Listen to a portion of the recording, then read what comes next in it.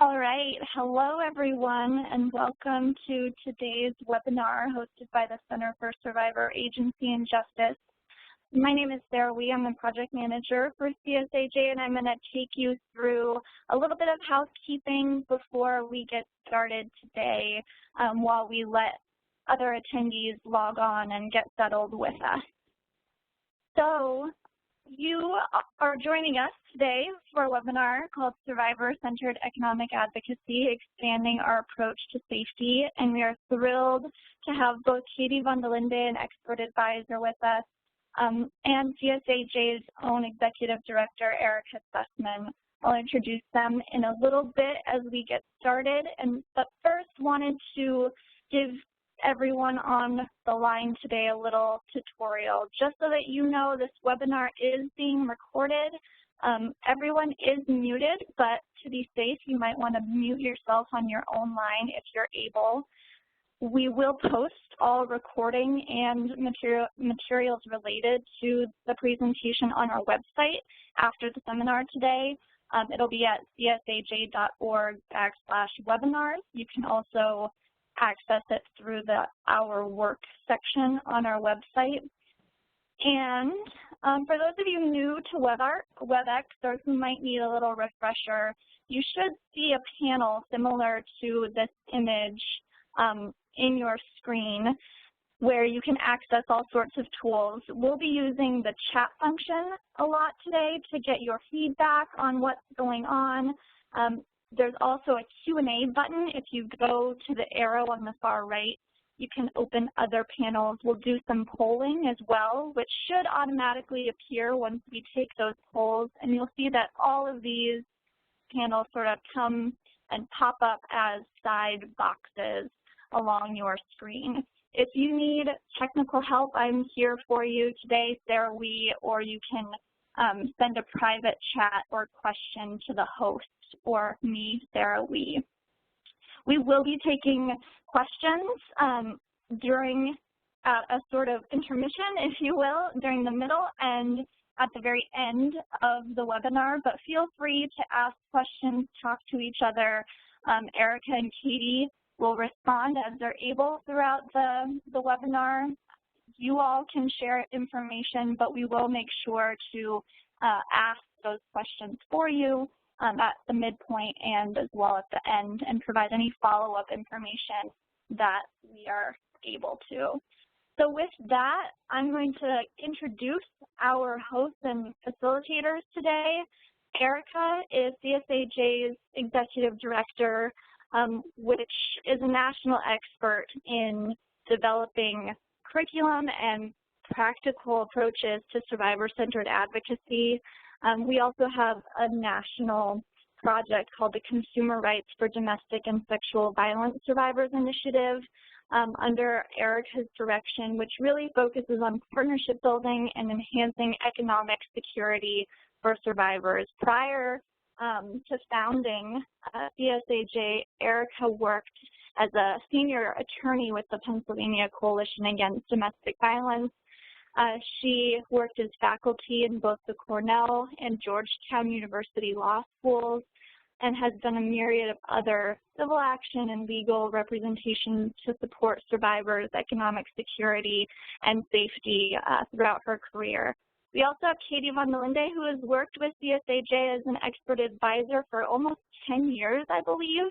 And among the many hats that she wears, she conducts training and education for advocates on all issues of economic and survivor-defined advocacy. She's worked at a local level in Southwest Iowa. She's also supported the National Resource Center on Domestic Violence, writing and publishing and training on issues related to domestic violence and economic advocacy. She also managed the Economic Action Program at the Redevelopment Opportunity for Women and has just participated in a myriad of different activities with CSAJ and other efforts to support survivors of violence. So with that, Erica, I'm going to hand it over to you. You are in control, and thank you very much.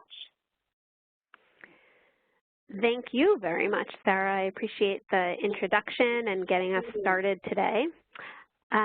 Good afternoon or good morning, depending on where you are, and welcome to our webinar today. My name is Erica Sussman, and I'm really thrilled to be here with you. Before we delve into the content of today's program, I just wanted to give you a little bit of a understanding of our project and where this work comes out of. I'm going to try and see if I can move these slides forward. And it doesn't seem to be working for me.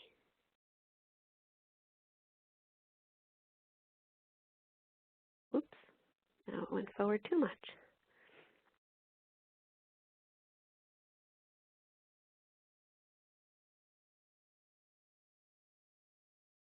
Okay. So as Sarah had mentioned, the Consumer Rights for Domestic Violence Survivors Initiative is a national project. It actually was started back in 2007 with a bit of funding through the Office for Victims of Crime. And the focus of our work is to enhance economic justice for survivors by, on the one hand, building the capacity of lawyers and advocates across the country to provide consumer and economic civil legal advocacy, and also at the same time to engage in systemic advocacy that's really geared toward removing barriers to economic security for survivors. We currently have a technical assistance project through the Office on Violence Against Women that has a lot of really interesting components. The partners on this particular grant include the National Consumer Law Center, another organization called Home Free, the Center for Court Innovation, Wider Opportunities for Women, and a group of expert advisors, including Katie, who I'm really privileged to be co-presenting with today. There are several activities, and I'm just going to encourage you to sign up for our listserv so that you can be apprised of all of our upcoming events as they happen. But just as an overview, over the course of the next couple of years, we'll be developing a couple of tools that should hopefully be helpful to the field. One is a guidebook on consumer and economic civil legal advocacy that will provide folks with concrete resources in doing this type of work. We'll also be doing a number of webinars on a bi-monthly basis, such as the one that we're doing today.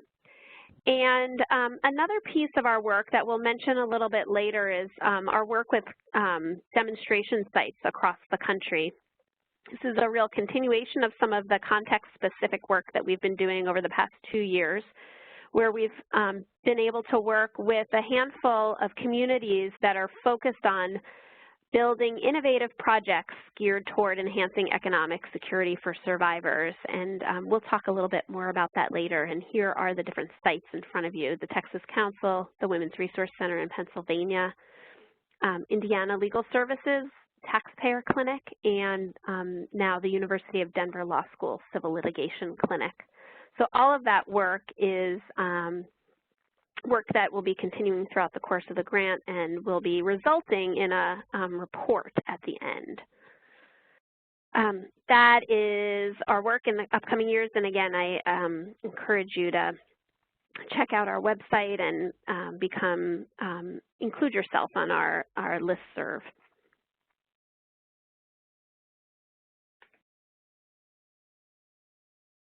I'm having a hard time moving these slides. I don't know why.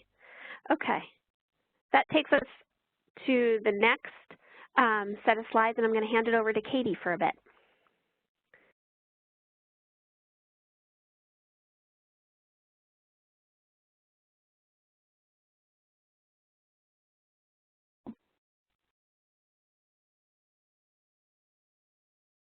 Katie, are you with us? We may have lost Katie for a second.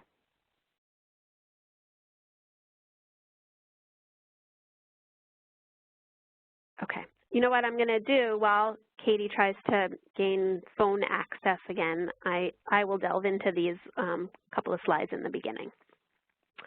So just before we plunge into things, we wanted to give folks a clear sense of what we have set out as some of the goals for today's session. So they include developing a framework to engage in survivor-centered economic advocacy. Another goal is to learn survivor-centered economic advocacy strategies for use in your individual, organizational, systems change, and policy work. Also to have an opportunity to experiment with and practice survivor-centered economic advocacy approaches as applied to some concrete scenarios that we'll be working with, and to develop solutions to address implementation challenges within your own organization or within your own community.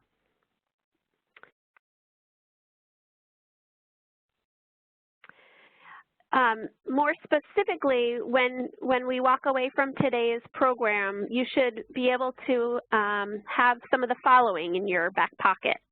Being able to articulate the ways in which IPV and economic security are connected, as well as the need for economic advocacy for survivors.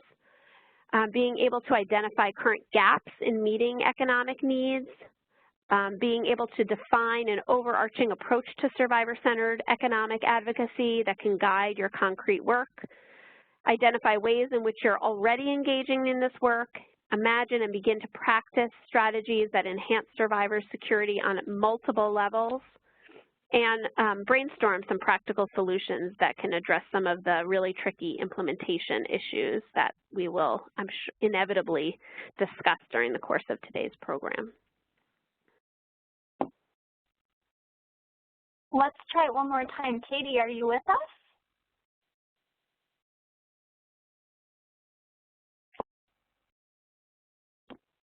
I'll continue troubleshooting with that if you don't mind moving forward, Erica. Sure thing. I'm just actually trying to advance the slides. Okay.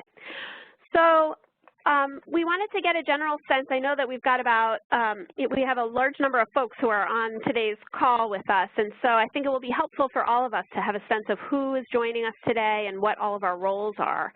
So if you can, tell us a little bit about the role that you play within, with your work. So what is your role? Are you an advocate, an attorney, program staff, or have some other role? It looks like Sarah has put up a polling question so that you can complete that and let us know.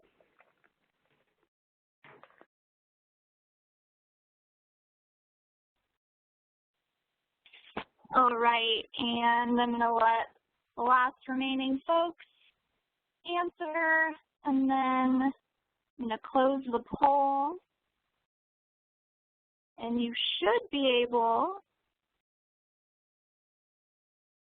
to see the responses. If not, it looks like we have a pretty even split between advocate and attorney representation, and then a whole host of you, about a lot of folks weren't able to, and then we have a host of others. So hopefully you're writing in the chat box who you are and why you're with us today.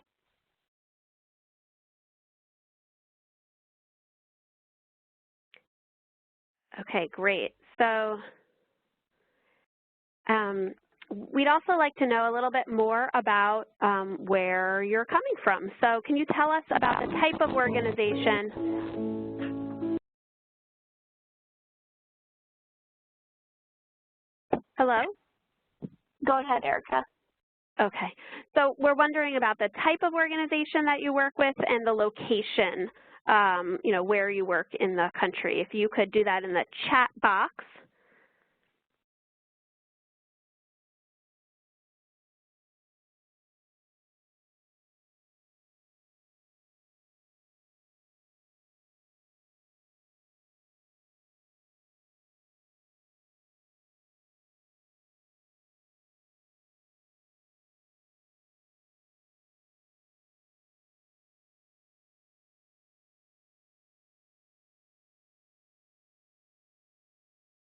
Are folks able to find the chat box? You'll need to go to the top of your screen. There should be a little menu that drops down. We're starting to see some folks. There's a little menu that drops down, and you want to click on the chat button. And you can just type it in. So we've got some representation from New York City and local government. We've got some advocates from Minnesota. Who else?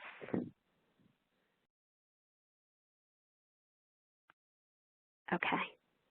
I'm going to keep moving forward, but if you are having difficulty figuring out how to access chat, feel free to send an email. If you want to use a good old traditional email, that works too, and we'll be happy to help you out with that.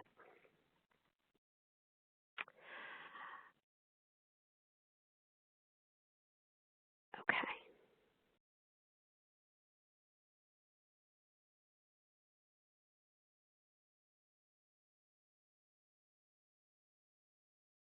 Okay, so we're going to start, oops, I keep losing the view. Okay. Okay. I'm laughing because some folks are really trying hard to kind of familiarize themselves with the technology, and I appreciate it. So thank you for that. I have no doubt that we'll all figure it out and be able to hear you loud and clear. So we've got some folks in New Jersey joining us that are legal services folks. Yeah, we've got a mix of people. So you can chat it to either, when you're doing it, you can chat it to either, some folks are doing all panelists or all are doing it to the presenter, but you can really do it to all attendees if you'd like. That way we can all see who's here and be able to have some conversation with one another. Okay, so we're going to think broadly. I'm going to keep going because I don't think that Katie's audible yet. Great, we've got folks from Hawaii who are joining us. See, there's a little drop-down menu. It says Send To, and you can click on those arrows and change it to all attendees, or you can keep it at all panelists, whatever you prefer, but just letting you know kind of how it works.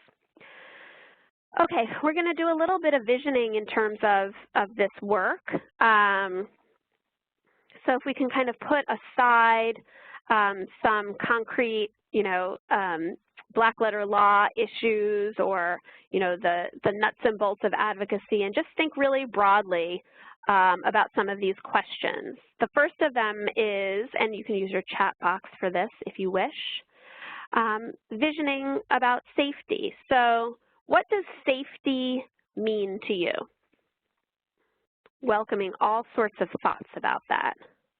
And then how does the work that you do now impact economic safety for survivors?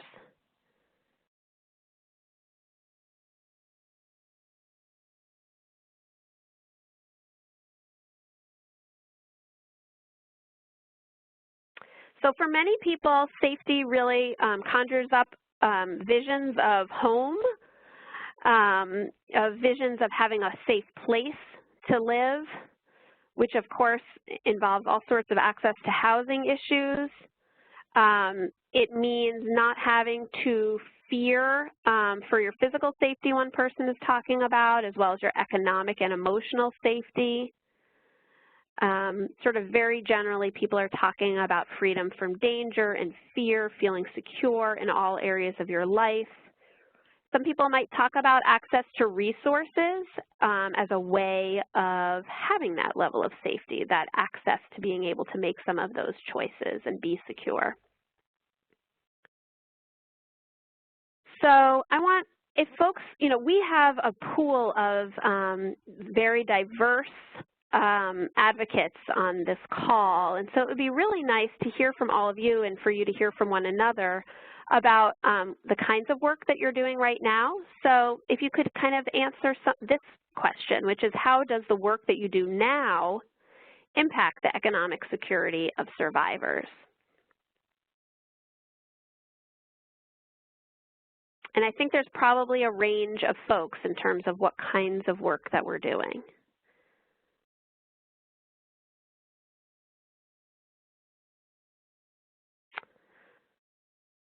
Okay, I'm going to leave that one open because I am curious to hear about how your work right now impacts economic security. Some people may be doing work that is directly related to economic security. In fact, that may be the primary focus of their work around economic literacy, asset building. It may be related to some of the legal economic issues as consumer lawyers. It may be about injecting some economic considerations into the family lawyering that we're already doing. So whether it's in the context of protection orders or in the context of the financial piece of matrimonial cases. But I think it's nice for us to kind of take a little, to use this as an opportunity to kind of just do a very informal self-assessment of how does our own work that we're doing right now impact the economic safety of survivors. Okay, I think we're ready to move on to the next set.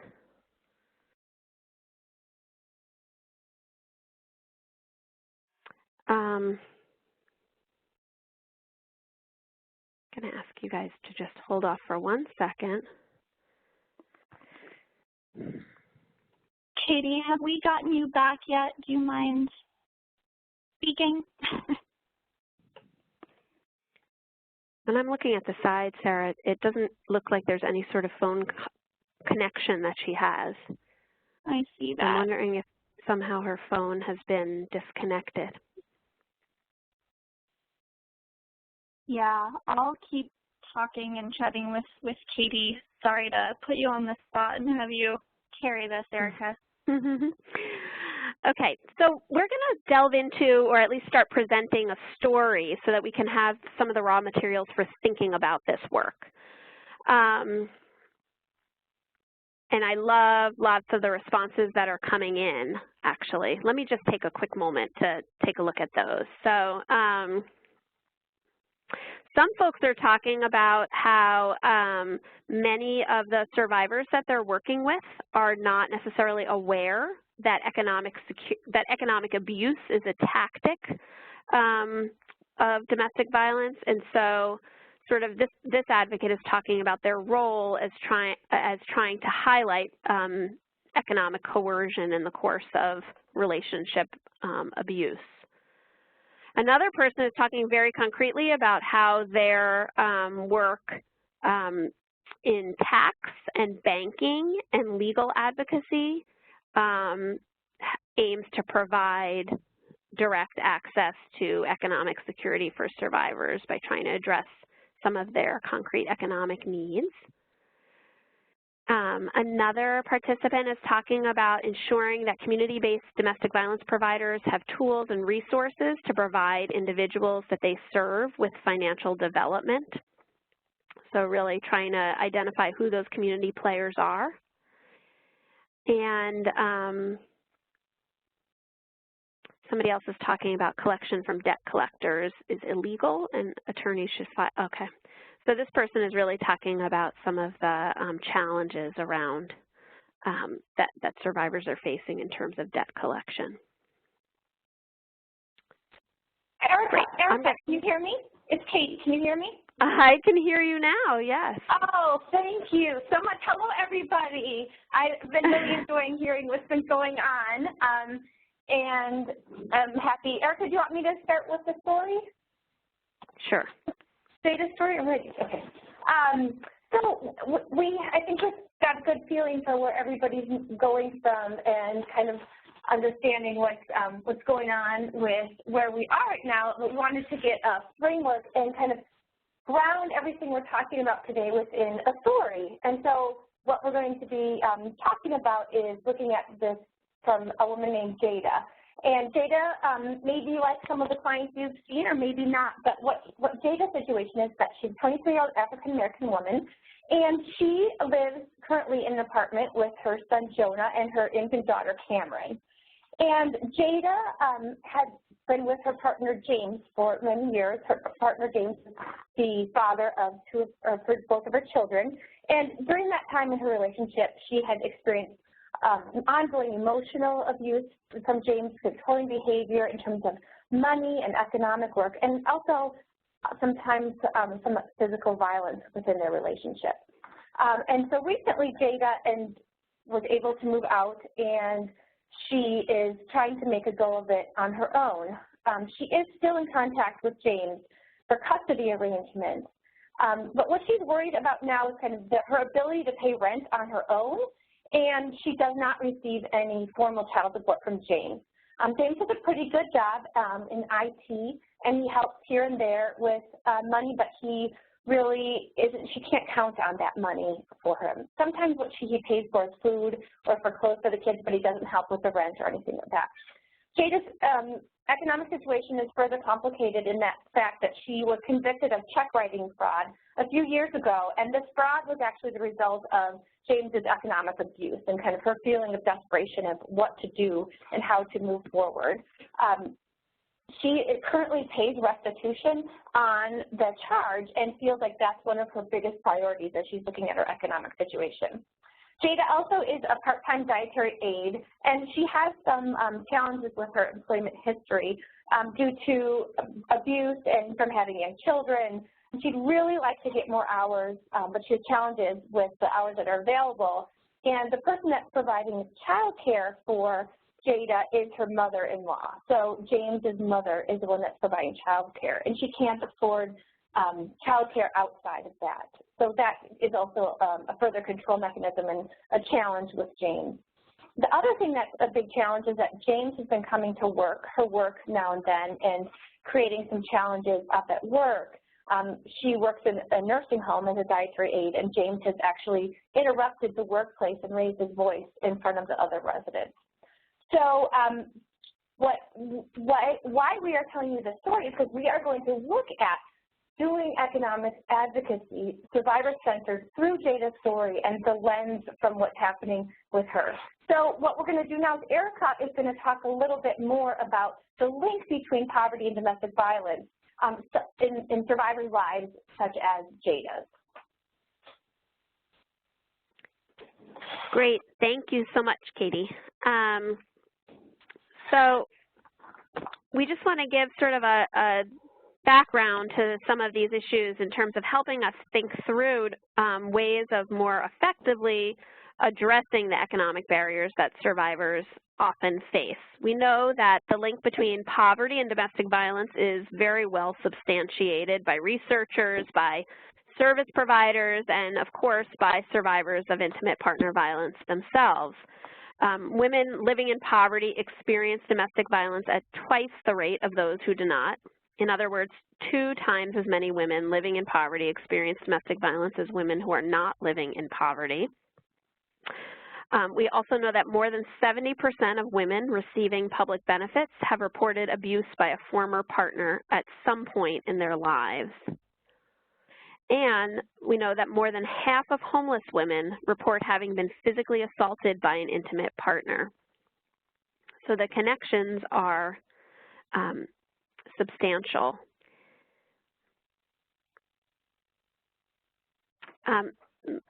We also know that all forms of abuse, of course, can lead to economic harms, but it's fairly recently that the field has begun to explore the impact of economic abuse in particular. So there was a study back in 2008 that was conducted by Adams, Sullivan, Bybee, and Greason, where they developed a scale of economic abuse. And the researchers conducted face-to-face structured interviews with 103 women who were receiving residential and non-residential services from one of 5 different domestic violence service agencies in Michigan. And they defined economic abuse according to the definition right here. Economic abuse involves behaviors that control a woman's ability to acquire, use, and maintain economic resources, thus threatening her economic security and potential for self-sufficiency.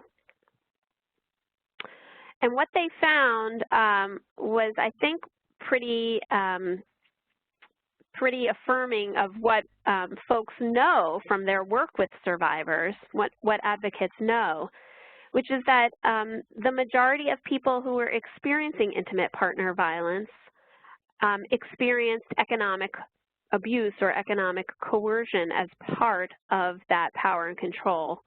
99% of women reported that they were subjected to economic abuse at some point during their relationship.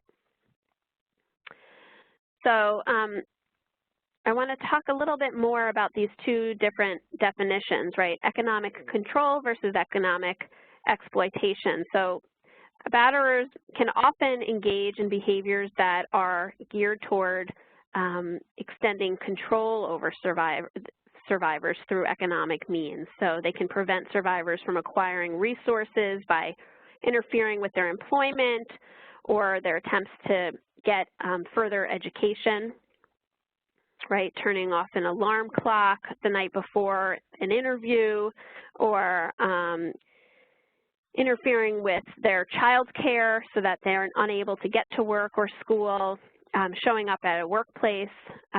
Those would all be examples of that. Also, batterers often prevent survivors from using the resources that they have, so denying them or their children access to food, or imposing allowances, or simply hiding money from their partner. But then this other term of economic exploitation really gets at an intentional conduct geared toward exploiting survivors' access to resources. So it could be stealing money or destroying property, cutting off utilities. It could be generating all sorts of debt in their partner's name. And of course, the impact of all of these acts of financial sabotage is to decrease options for survivors, thereby leading to an increased risk of future violence, both for herself and many times for her children as well.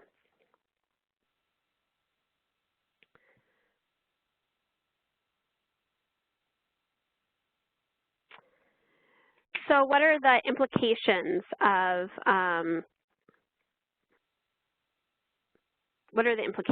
this for survivors? We know that there are that poverty subjects women to more risks, meaning that with lack of access to resources, survivors are often going to become increasingly vulnerable to abuse, have fewer options in terms of safety planning. That for many survivors, as a result of the simultaneous experience of poverty and intimate partner violence, when they come to advocates or organizations that are domestic violence service agencies, they may not necessarily prioritize physical safety over economic security. They may have to make very difficult choices between the two.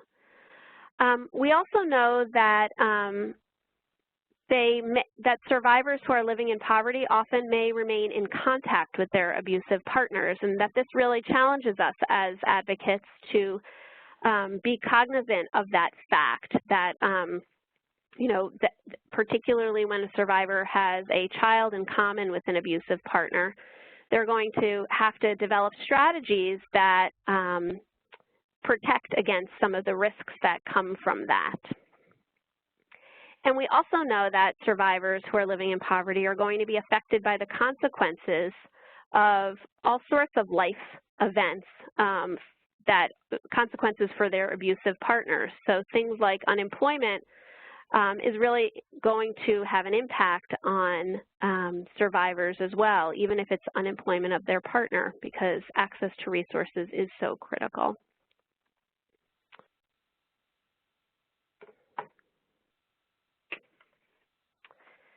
I'm going to talk a little bit about this. So one way that CSAJ has attempted to conceptualize some of the economic results of intimate partner violence has involved thinking about it in terms of a ripple effect. So, one thing that we've done really well in terms of research and some interventions have been to focus on discrete incidents of economic abuse or the economic impact of discrete incidents. But what we know is that after even a single event of abuse, survivors experience significant economic harms that could have effects that are compounding and last throughout the life course. So we've created this graphic to demonstrate what we call the economic ripple effect of domestic violence. The negative effects ripple from during the relationship. For example, there may be a result of job loss or credit damage or theft, missed work opportunities, to leaving the relationship where there may be costs involved with having to relocate or enormous legal fees connected with that attempt to leave. There could be further economic harms resulting from short-term experiences after leaving, like foregone wages or housing instability, certainly the cost of child care, and into her long-term life trajectory. So what are the economic costs of mental health effects and slowed professional and educational development? All of this decreases a survivor's options, and it exposes her to an increased risk of future violence. If you want to hear or think a little bit more about this ripple effect, you can check out an article that I co-authored with Sarah Schoner that is called The Economic Ripple Effect of IPV, and there's a citation to it at the bottom. There's also a link to it on our website.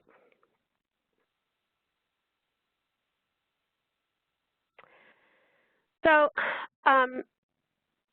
CSAJ has done some work around trying to identify what some of the needs are for survivors, well, rather what some of the needs are for lawyers and advocates as it relates to their work with survivors around economic and consumer rights. And in 2013, we conducted a national needs assessment. We wound up having information from over 220 lawyers and advocates across the country.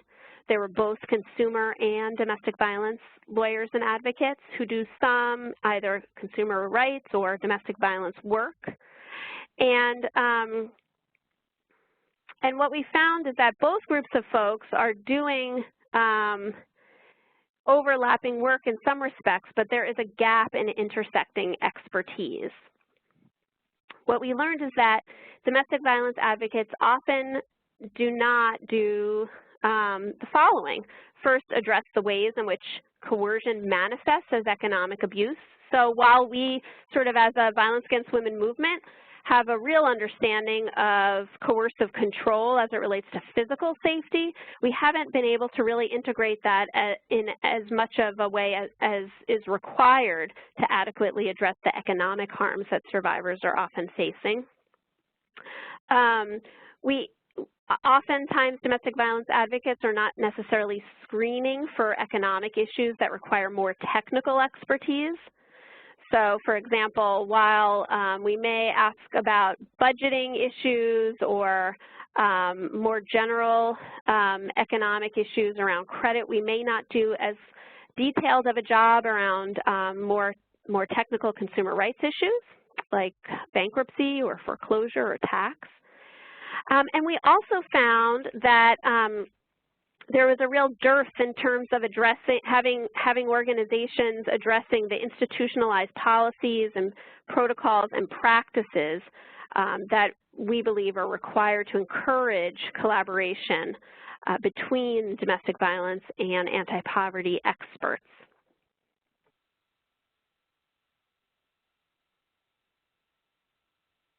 I just want to say, actually, before I move on to that next slide, that as a result of that, that recognition of the gap around institutionalized policies and protocols and really formalized procedure, that really is what led to our pilot initiative that I had mentioned earlier, trying to engage organizations and communities in developing protocols and policies that are going to more strategically address the economic security needs of survivors. I also just want to mention that at the bottom of that last slide, there was a link to the needs assessment that we have developed. You can find that on our website as well. So Katie, when she started off this presentation with Jada's scenario, she talked about using a survivor-centered approach to economic advocacy, and I want to speak to that a little bit now before we delve into applying it. So what is survivor-centered advocacy generally? We all know why this work is critical. We see the need for economic and consumer advocacy each day. So we want to talk a little bit about the how of this. So how do we do consumer rights advocacy for survivors of intimate partner violence in a survivor-centered way? And to do this work effectively, our approach has to really be centered in and rooted in the needs of survivors as articulated by themselves and as prioritized from their own perspective. So this quote about advocacy versus direct service provision. Advocacy is not primarily concerned with providing a service, but with assuring the availability and relevance of the service that's provided.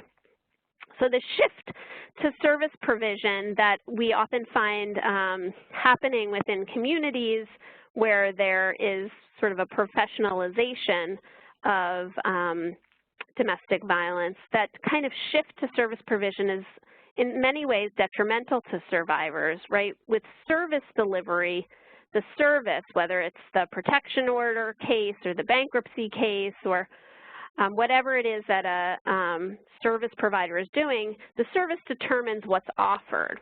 For example, I make red widgets. You know, would you like a red widget or not?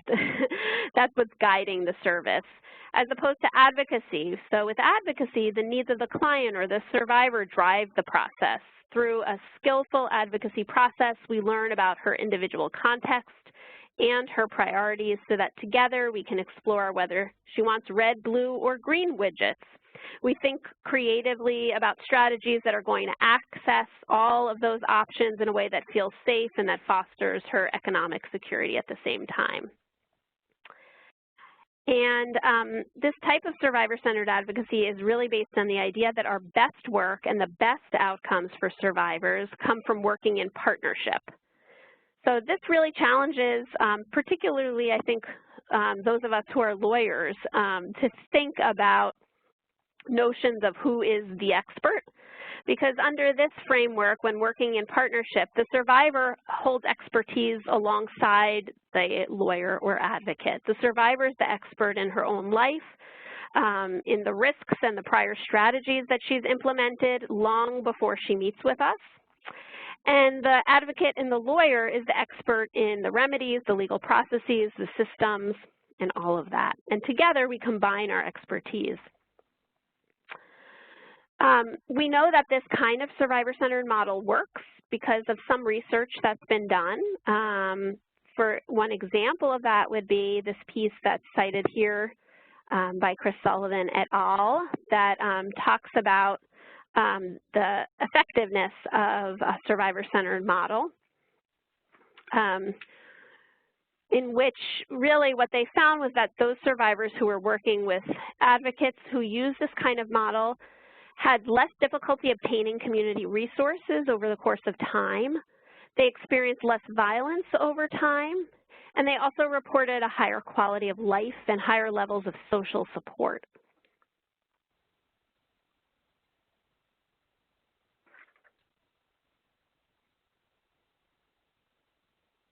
Okay, we're going to do a quick poll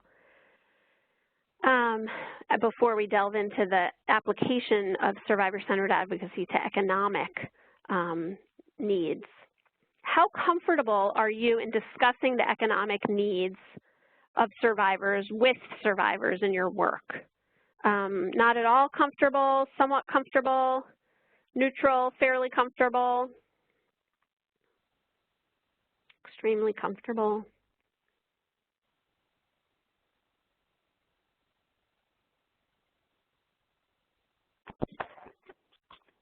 I'm going to give you a live progress report as things are coming in here. It looks like we have a good majority of people are either fairly comfortable or extremely comfortable. So we've got some real thinkers and movers and shakers in the field here joining us. I'll give a second. I'm going to close the poll. And hopefully be able to show you the results.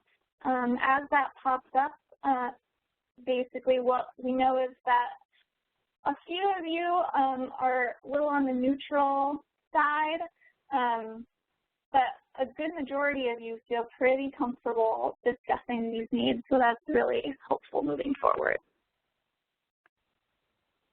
Great.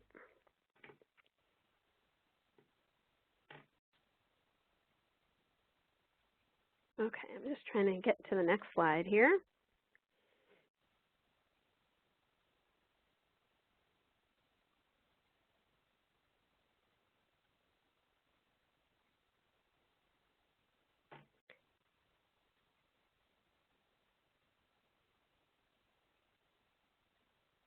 I'm having trouble. Sarah, can I ask you for help in getting me forward? Sure. Do you still see the poll slide? No, the poll slide is gone.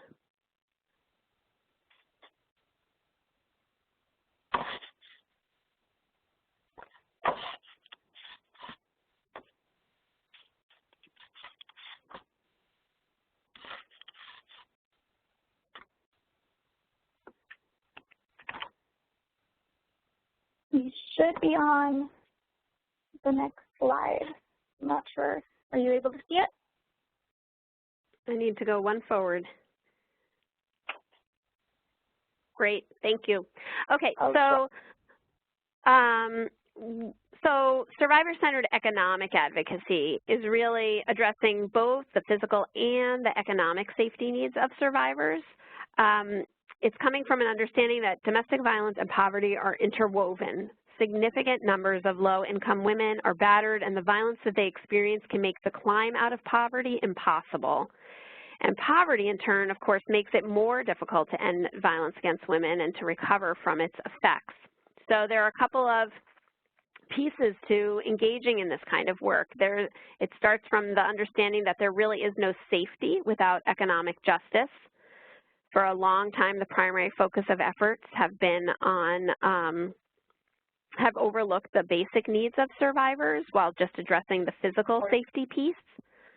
And you know, it really begins with understanding that reducing the risk of physical violence will not make survivors safe without also providing an opportunity for long-term financial stability, and that economic advocacy is not going to be effective without attention to the safety and privacy needs of survivors. So anti-poverty efforts have focused a lot on increasing economic resources without really addressing the impact of violence and how that may impair accessibility of some of those economic remedies. So, you know, a foreclosure defense is going to be for naught if there are no efforts to prevent a batterer from attacking his partner when they're living in that home. You know, efforts to repair credit are going to be counterproductive if those efforts lead to disclosure of information, which can result in future abuse. So these types of economic security measures really need to be holding the safety and privacy concerns at the same time.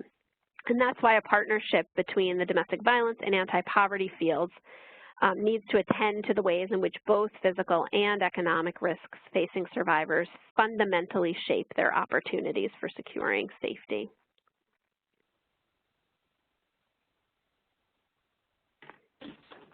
Okay. Erica, since I kind of jumped in late, do you want me to jump in now? Sure. Okay, so Erica really set a framework of what we do, why we need to be thinking about doing survivor-centered consumer advocacy. But the question then becomes, well, then how do we do it? And how is this different than perhaps the things that we've been doing now? And I know that a lot of you said that you felt comfortable with your being able to ask questions about economics. And so some of the things that we need to do when we're doing survivor-centered consumer advocacy is we have to really be able to do a great, wonderful assessment of the financial situation that the survivor is dealing with. So we have to understand the full picture of what's happening. We have to understand how the survivor is assessing their economic risks, not only in terms of the risks that are impacted by what their partner is doing, but also the risks that they may be facing just as a person that's living in their life. So as a result of racism or as a result of low educational attainment. And so we need to really be understanding this full picture. And as a part of understanding that full picture of what's happening with their financial situation, we have to understand what the past and the current and the future economic plans are for the survivor. So we have to understand kind of what have been some of the challenges, what have been some of the strengths that the survivor has done in the past, what has worked for them in terms of their economic situation, and then what are some of their dreams for their future, for their economic future, not only within the next month, but maybe within a year or within 2 years. And in order to be able to help and kind of have that survivor-defined and survivor-guided advocacy, we really have to understand this picture. In that way, when we understand what the survivor wants, we know that they are the one leading the partnership, and it's not our ideas of what is the best step for them economically, but what their idea is what they want and what they need economically. The reason that we as advocates are the best people to be doing this is because we are not going to be sitting down with them as financial advisors, because we always understand the framework of the intersection between safety and economics. So anytime we're talking about economic plans or economic situations, we're also asking about how does this impact your physical safety, your emotional safety, and how is your partner impacting your economic situation. So if we're working with a survivor that is interested in potentially pursuing new employment, as an advocate, we're always asking, how do you think your partner will react to that? What are some of the strategies for reducing the risk? How has your partner reacted in the past when you have done something like this? What are some of the strategies that have worked or that didn't work? So that we're really building on those natural supports that the survivor already has, and also on our information that we have as advocates around safety and how to put those things together in the best way.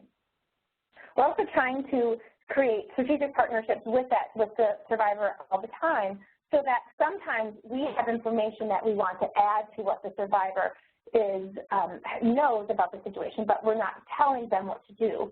So if we're working with a survivor who is interested in working on rebuilding credit, but the survivor may not know that by pulling a credit report or by calling a debt collector that there may be additional safety issues that come up with their partner. And so for our role is not to say, no, don't do that, or this is a bad idea, but to say, let me share with you some of the challenges that I've come across with other survivors that I've worked with. Or let me share you this, how do you feel about me sharing you this information about this economic strategy, and how does that fit for you in your life? So what that means for us as advocates or as lawyers is that we have to be very flexible. So we have to understand that sometimes survivors' risks may change dramatically depending on what we're talking to them about and what the week is and what is presenting for them.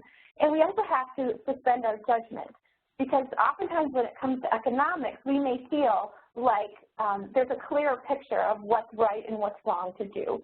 So, for example, I worked a lot of times with survivors that were really struggling with how to pay their bills. And when we talked and strategized about the best way to do that, at times they may do something like take out a payday loan. And so for me as an advocate, I may have a lot of emotional reactions to what that would mean and the financial burden or potential risk that may play into that survivor's life. But that I would not be telling them, no, this is a bad idea.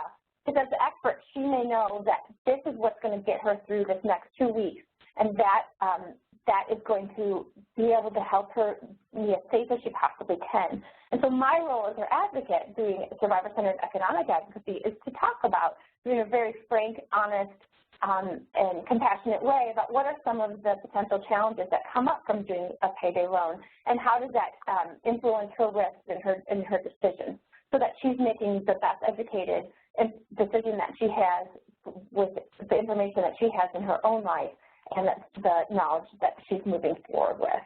So doing this work is very often, as probably as you're doing right now, is really having the survivor guide what they are moving towards with their economics, but infusing that with information from your state. So, remote control. Here, could you go to the next slide? Let's keep going. All right. So, does anybody have any questions right now for us? So, what we've talked about a little bit, how is this different than regular intimate partner violence advocacy or consumer rights advocacy? And what we're talking about is that this is a very holistic survivor-centered strategy that lead to long-term safety. And we know Erica talked previously about the community advocacy project that with some research that showed that this comprehensive model works. We also know that there was a study that Gondelf did in Texas looking at the shelter, and when they were talking to the women about what were the things that were most important for them in terms of their long-term safety, the three of those things that came up the most were economic needs: childcare, transportation, and having an independent source of income. So what this really asks for us as advocates and lawyers is to have perhaps a different set of skills around economics and knowledge and resources of what's available in our community. So if we go on to the next slide, we just had some questions. This gives us a moment to kind of pause and see if anybody has any questions right now.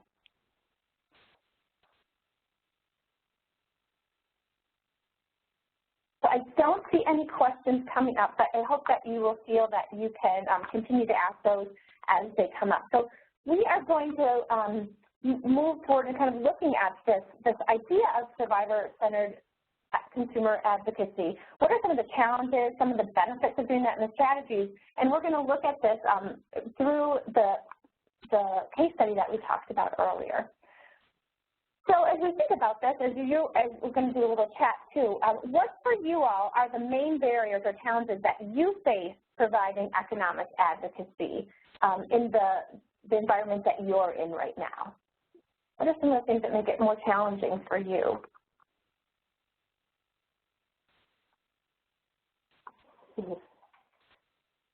What's coming out from that?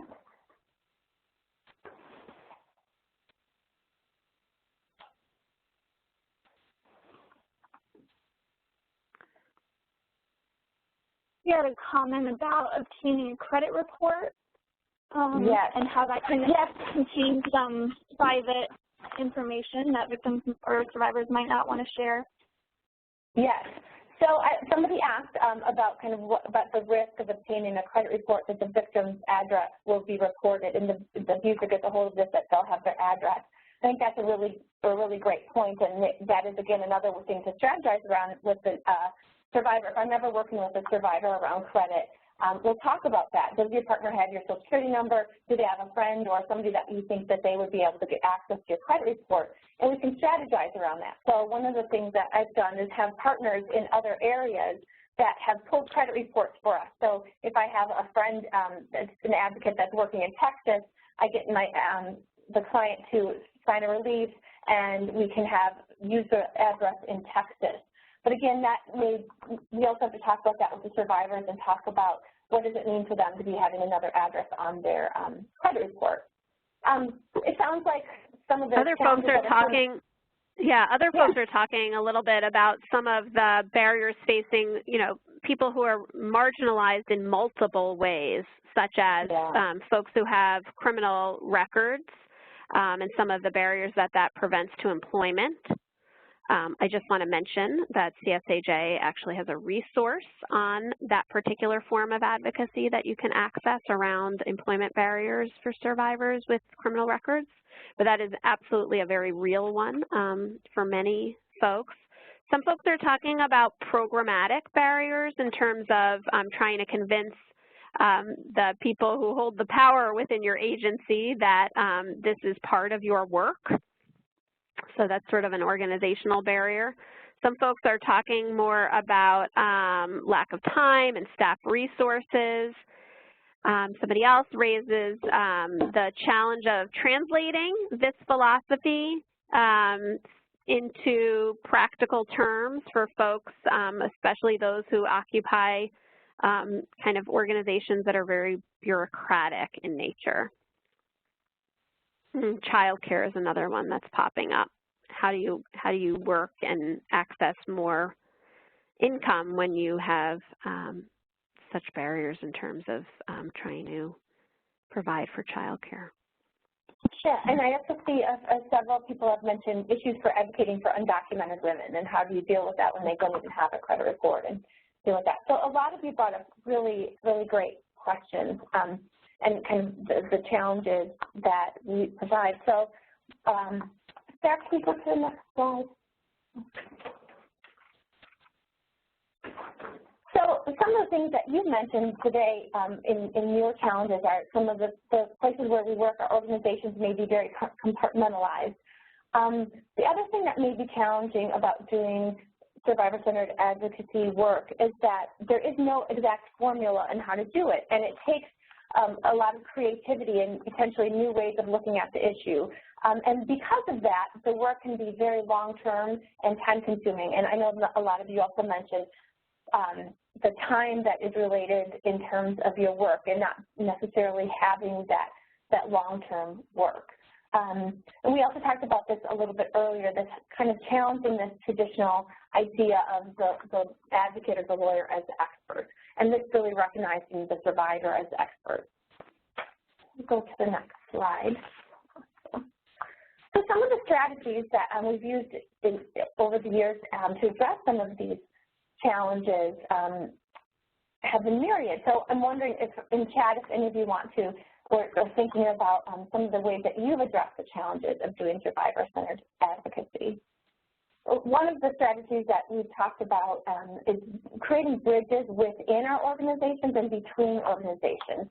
So for an example, when I worked at Redevelopment Opportunities for Women in St. Louis, we had a very close connection with a credit union and with consumer counseling, who taught us as advocates how to really clearly read a credit report and how to deal with some of this credit repair, so that we ourselves really became strong in our skills of doing consumer credit counseling, while we also could put the safety lens on it. So sometimes creating these bridges gives us skills and strategies and also connections between the agencies.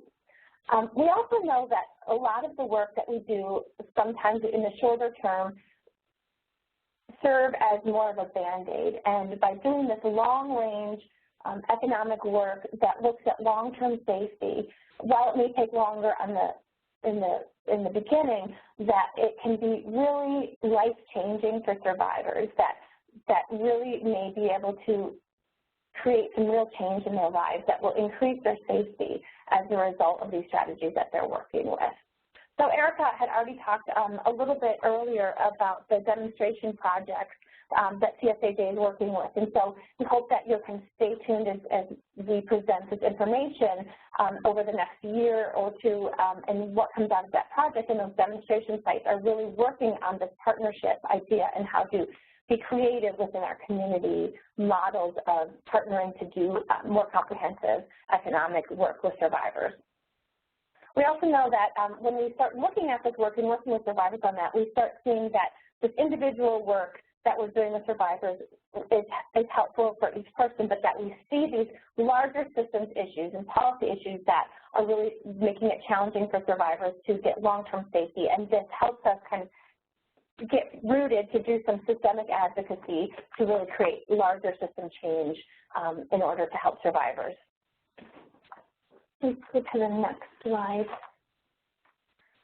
So the really exciting part for me is kind of the benefits of doing this work. It can be so freeing and wonderful to be able to use our economic strategies and work with survivors and looking at their economic long-term needs. And it really taps into our creativity as advocates, helps us think about new and lasting changes that we can help survivors make. And we can also see as the survivor is working towards their economic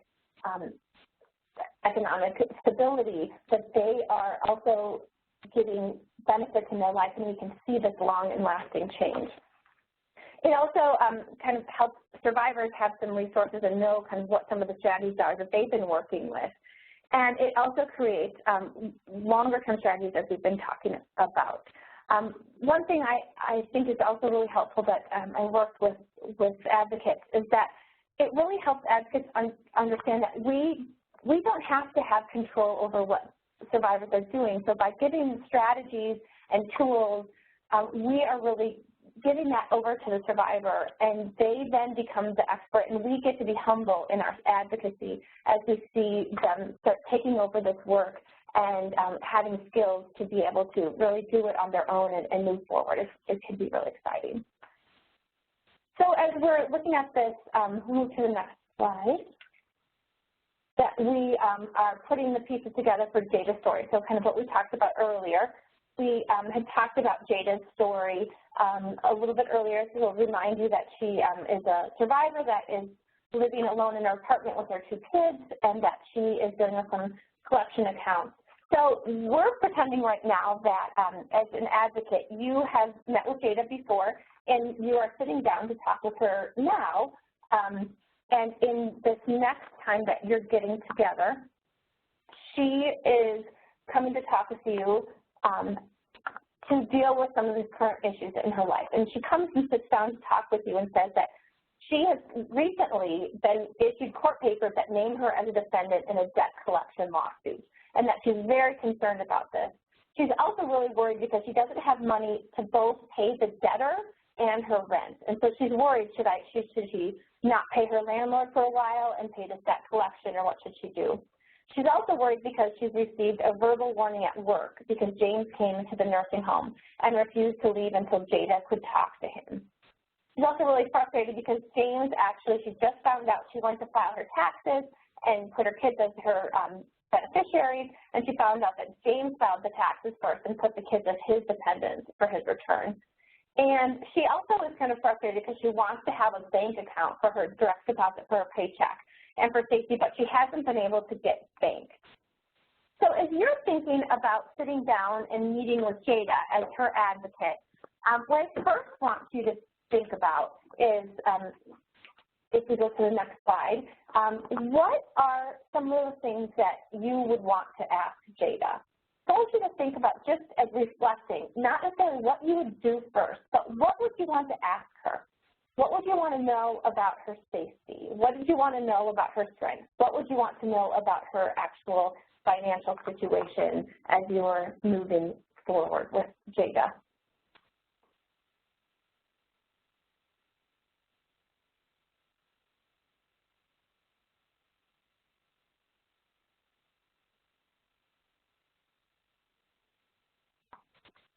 All right, so looking forward to that. We'll go, can either, if you want to chat some of your ideas, or we can move, oh good, so I see some people asking questions and saying, which of these issues feels most pressing? Which do we, and some people are saying, ask her what she's tried in the past and what she thinks might help, which is exactly what we've been talking about. What have you tried already?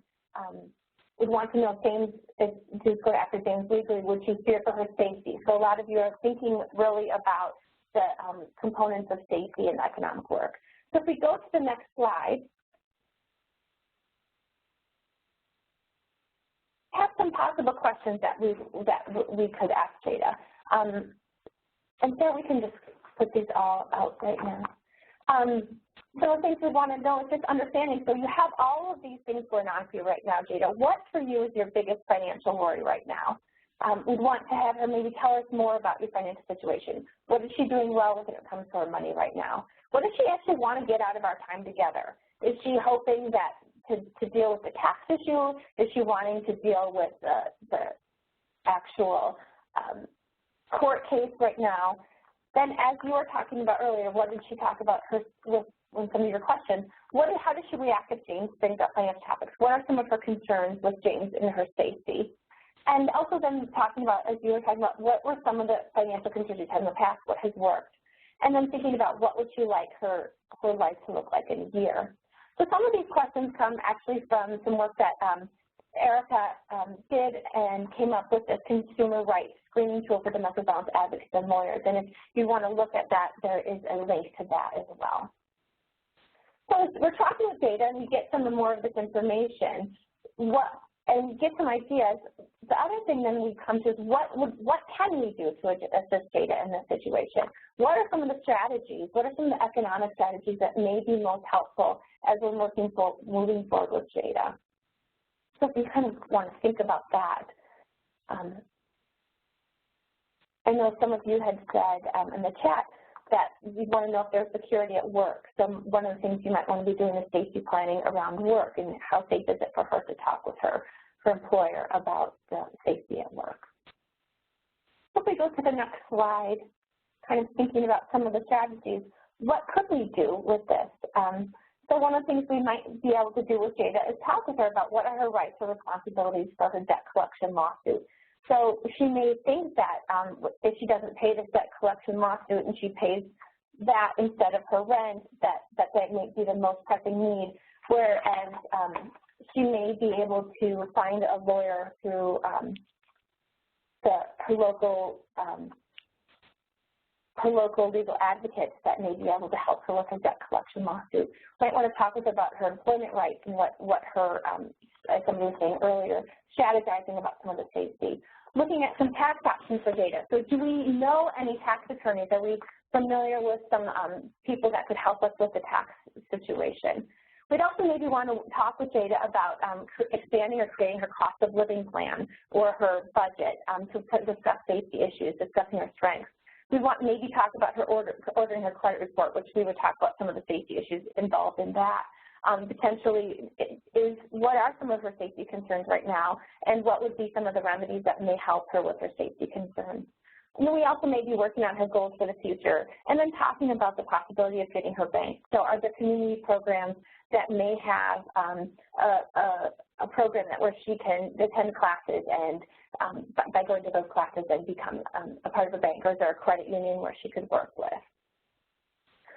One of you also said with respect to the court case, has she gotten any legal advice? So we might be referring her to lawyers. So as we're looking at this individual case, we kind of see that as we're doing this economic work and trying to strategize around individual work, it brings up a lot of systemic and policy challenges, and also potentially organizational and partnership challenges. So Erica is going to talk a little bit about some of the organizational level changes that actually could help assist Jada as she's and other survivors who are dealing with similar situations. Great. Thanks, Katie. So yes, we've done some thinking about Jada's situation in terms of our individual advocacy and our work that we can provide either as lawyers or as advocates. And I'm wondering if we can sort of open this up for thinking more broadly about what kinds of changes would need to happen within our organizations or within with other organizations with which we work. So what organizational level changes could assist Jada or other people in a similar situation to Jada? What things within, first of all, within your own organization could help survivors in similar circumstances? If you could chat us a little bit about some of your brainstorms on that. And then what types of partnerships or program ideas even between organizations, your organization and others within your community or within your state even, what types of partnerships could enhance economic security for Jada and other survivors? Great, so one person is talking about having more deliberate conversations. So that's part of your personal practice, right? Making it a real point that within your work with survivors each day, you are going to be very conscious about addressing these issues and integrating assessment into your work. Somebody else is talking about better communication between legal specialties, which I love, right? I can't tell you how many times I've been in the room with folks from the same legal services organization who literally never talk to each other, yet are dealing with the same clients many times. So kind of imagine what types of practices and protocols might we put in place within legal services or within other organizations that would encourage collaboration between departments on a global level, and also when dealing with individual clients as well. Sorry, Katie, what were you going to say? Oh, that's okay. No, I just was also, I thought you finished, I'm sorry. I saw that somebody put also making sure that staff feel comfortable bringing up these issues, which I think is a great point. And a lot of us as advocates oftentimes go into this work not necessarily because we feel like we have really strong economic skills, and also a lot of us are also challenged economically in our own lives, and so something our organizations can do is do better trainings within our organizations, but also kind of talk about some of the strategies for advocates ourselves to be in a better place financially, and which allows us also to help people in a different way. Mm-hmm.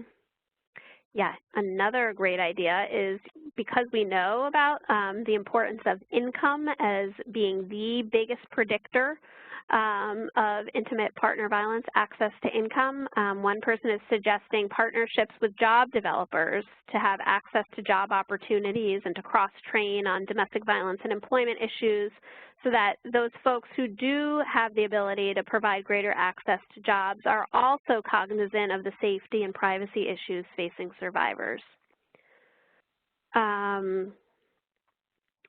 What else? Budgeting resources for clients. Developing more partnerships with consumer law and credit unions and banks, which I think is so key for both lawyers and for advocates. Mm-hmm. And this is Sarah. Another good point up there is that oftentimes in our programs, if we're not reporting on it or collecting data, sometimes it doesn't get done, and it's also nice for our funders and to build capacity. So an organizational trick or tip might be to find ways to start tracking some of the trends going on around these issues. Mm-hmm. Somebody else is talking about training. So, so this is some cross-training, and we have certainly seen this with our pilot sites. Folks have really started to map out the landscape of practitioners that need to be working together within their community, and then there's been some really nice cross-training opportunities where domestic violence folks are able to educate consumer and other anti-poverty folks, and vice versa. Okay. Let's move to the next one. Great. So this is just sort of a sketch of some of the thoughts that we had ahead of time, developing partnerships with landlords, banks, consumer lawyers, anti-poverty organizations, housing organizations, child care folks. And there are all sorts of different roles that you could play depending upon your role within your organization that we've sort of sketched out here. Advocates can develop points of contact and provide cross-training. Attorneys can do that as well, and they can also provide some linkages to domestic violence organizations if you're an attorney that's not working within a DV org, providing some training so that folks who are not attorneys are aware of what some of the legal remedies might be, and they can include that in their safety planning, safety and economic planning with survivors. Program leaders can establish work groups that are specifically targeting this goal of accessing economic security for survivors, and can contribute to bigger picture thinking about systems advocacy, whether it's identifying barriers and developing strategies to address them within a community, or developing policy priorities and forming coalitions to push for those reforms. Another idea is creating protocols within your organization that are geared toward enhancing coordination between domestic violence and consumer lawyers and advocates. Advocates can present at staff meetings, talk with supervisors about protocols, develop resource lists. Lawyers can partner with domestic violence organizations, establish referral processes, make sure that there's a regular meeting to discuss trends, again, with sort of a big picture lens of what's happening within our organization, what's happening within our community, and really being strategic about addressing those barriers. And then program leaders can convene work groups to review policies, assess needs, and be able to reach out to potential partners in an effort to address some of those needs on a broader scale. Okay, let's move to the next one. So we just talked a little bit about organizational efforts, and I'm wondering if we can move our lens to systems and policy advocacy strategies. So thinking about Jada, but also more generally, what systems and policy advocacy strategies could assist her? What kinds of systems work could help survivors in terms of their economic security? And what types of policy or legislative changes would support survivors' economic security? So if it's helpful to go back to thinking about Jada to jog your brain a little bit on this, that's great, but also feel free to throw out other ideas that speak to survivors' economic security more generally. Okay, so some people are talking about transportation. We know that that's a huge barrier for folks, particularly within rural communities, but also within urban communities as well. Somebody else is talking about banning credit checks on job applications, or CSAJ has been involved in some efforts to try and support that type of policy change. Advocating for a living wage, creating a sliding scale on child care. These are great suggestions. In Minnesota, somebody's talking about working more with the judicial process and civil protection orders. Yes, yes, I am a huge advocate of that, trying to make sure that we're... I don't think it's just in Minnesota that that's a challenge. I just heard somebody talking. Who was that? Okay, so just the idea of really trying to use some of the legal remedies that we already have and thinking about how those remedies can be expanded in terms of accessing economics.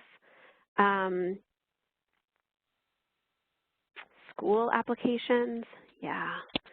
Community organizations providing no-interest loans so that survivors can develop positive history, raising the minimum wage, daycare on the job, debt reduction, prioritization of survivors for affordable housing. I think we are developing a policy agenda for survivors of domestic violence. I'm loving this.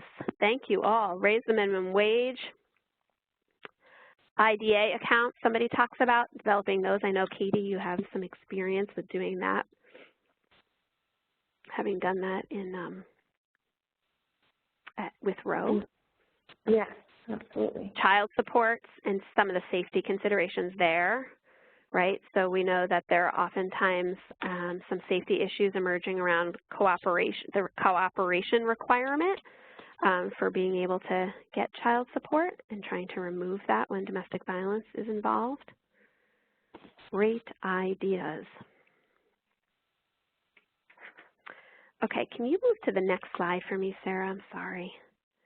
Yeah, so there are a whole bunch of different economic issues that can bring to the surface different policy recommendations. So tax-related reforms, trying to, certainly we know about innocent spouse relief and trying to think about further remedies that can increase access to tax refunds for survivors who are living in poverty, housing-related policy issues, anywhere from things related to eviction to foreclosure relief. We were actually just involved with the Consumer Financial Protection Bureau who has just issued some regulations that may help to open up the power of survivors to be able to get some foreclosure-related relief. Child care policies we've talked about, employment stuff, criminal record barriers. Certainly there are lots of efforts underfoot there, both on a federal and a state-related level, and banking and financial services. Okay, next slide, please. Yeah, so we sort of tried to hash out a few more ideas around some of the policy and systems change work. And you can look at all of those here at your own leisure. I'm not going to go through all of them, but we wanted to provide some brainstorms for you. Many of them we've begun to talk about in terms of housing and criminal records and tax-related issues. Yes. Some resources that I just want to mention, I think they actually may have, many of them have already been mentioned during the course of our time today, but the first one is that CSAJ conducted a national needs assessment a couple of years ago, and we have that available for you in case you're interested in learning more about some of what we learned around the gaps and needs. Also, the piece that I mentioned around the economic ripple effect, and perhaps that could be useful in terms of your own advocacy on the policy level. Also, we just released a piece on building partnerships that was a report out of our pilot site work. And for those who are thinking about doing this work on a community or statewide level, I think that there are some good insights from each of the pilots that might be useful in guiding your systems change work. So you may want to take a peek at that. And then another piece that we created a while back is an assessment tool for individuals and for organizations around some of these economic security advocacy issues, trying to gauge where you and your organization is and trying to think about some of the formalized policies that you might put in place to ensure that survivors' economic needs are being met. Just a couple more things that are on this slide that I want to highlight. I had mentioned some foreclosure-related comments that were submitted to the Consumer Financial Protection Bureau. That's on our website. You can check that out. Our resource library online houses all of these resources and many other resources too. So you might want to take a peek at that. And then all of the past webinars that we've done, and we have done many over the past several years around a whole array of different economic and consumer law issues, you can access the recordings and the content for that on our website.